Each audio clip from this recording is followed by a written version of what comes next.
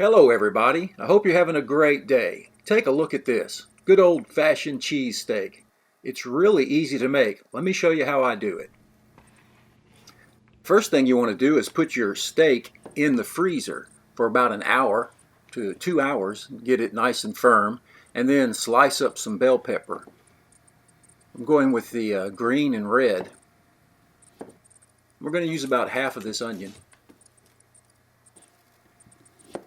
And then we want to get the steak out, and it's gotten firm from being in the freezer. And I'm using chuck eye steak because it's cheaper.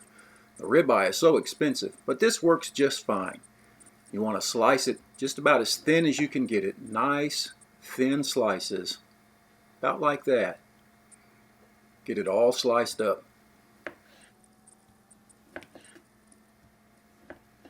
Alright, and then you want to marinate it with Worcestershire sauce. Give it a good dose of that great Worcestershire and mix it up, and we're going to let that just set and kind of marinate here on the counter.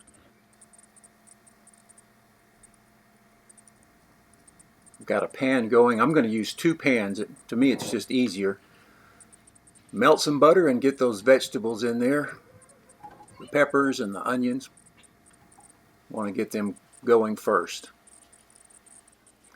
To keep things simple, I'm just going to use Montreal steak seasoning. That's some great stuff. Get those covered. Oh, that smells wonderful. They're coming along just right. You want them starting to get soft, but still have a little bite to them. Next, we want to warm up the pan, the frying pan. I'm going to use cast iron for the steak. You want to get it hot enough so the steak sizzles when you put it on.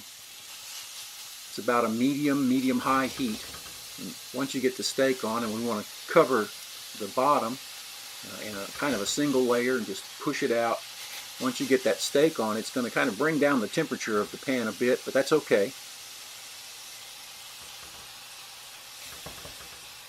Just let that cook until the moisture starts to come out. Give it a good sprinkling of that Montreal steak seasoning.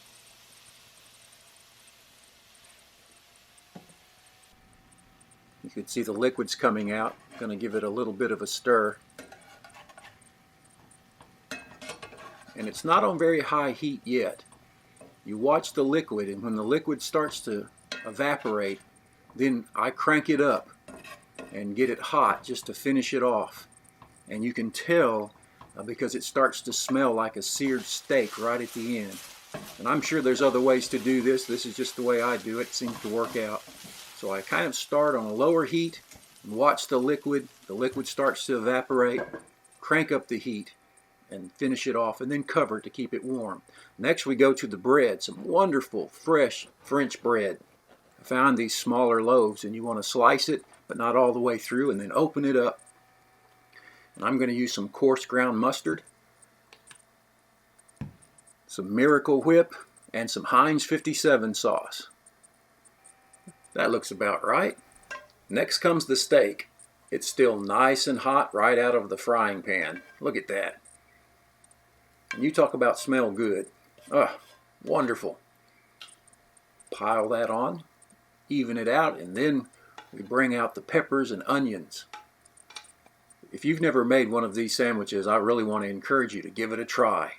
And of course, it can't be a cheese steak if it doesn't have cheese, so we're going to put 3 slices of pepper jack cheese, and then 3 slices of Swiss cheese, and finish it off with 3 slices of provolone. Ah, that ought to be cheesy enough. And then next we want to put it into a toaster oven. I'm using the little New Wave oven, but any toaster oven will work. We want to get that cheese nice and melted. Going to set it for exactly 4 minutes. A little bit of browning right on top. Outstanding. Everything is piping hot. Melted cheese. Let's fold it over. What a sandwich.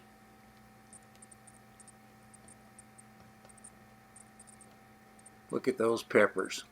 Well, let's cut it in half and take a look.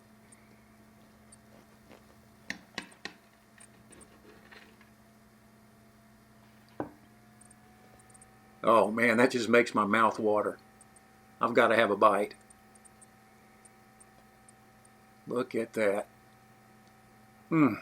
Absolutely delicious. Steak and cheese and peppers and onions and bread. Well, it's the perfect sandwich. I hope you give this a try. It's worth the effort. Hey, thanks for watching. Take care. We'll see you next time. Bye now.